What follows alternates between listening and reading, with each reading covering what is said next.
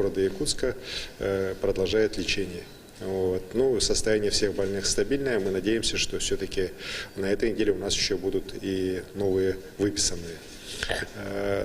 Хочу также сказать, что с каждым днем объемы и масштабы дистанционного образования расширяются.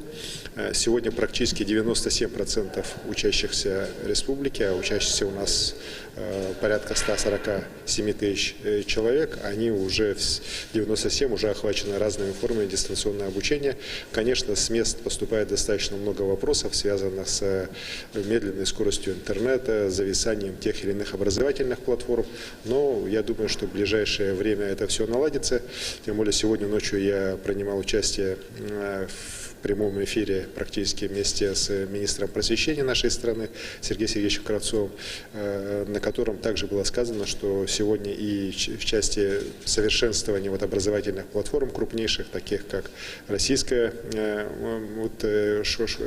система РЭШ, система Учи.ру и так далее будут дальше совершенствоваться для того, чтобы нашим детям было удобно работать. И принято решение о переносе ЕГЭ, сроки будут сдвигаться. И здесь нам тоже надо понимать, что никаких там отмен ЕГЭ, как многие сейчас пытаются представить ситуацию, не будет. Будет именно сдача единого государственного экзамена. И к нему, конечно, надо будет большую организационную работу проводить. Но и детям нашим, конечно, надо серьезно к нему тоже готовиться. Хочу также сказать, что соблюдение режима самоизоляции для жителей наших городских округов Якутска, Жатай, для Мирнинского и Нюрнбергского районов – это абсолютная необходимость.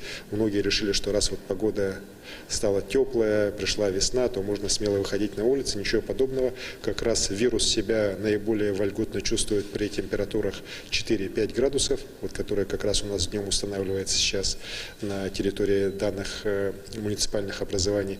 И риск переноса коронавирусной инфекции становится гораздо больше.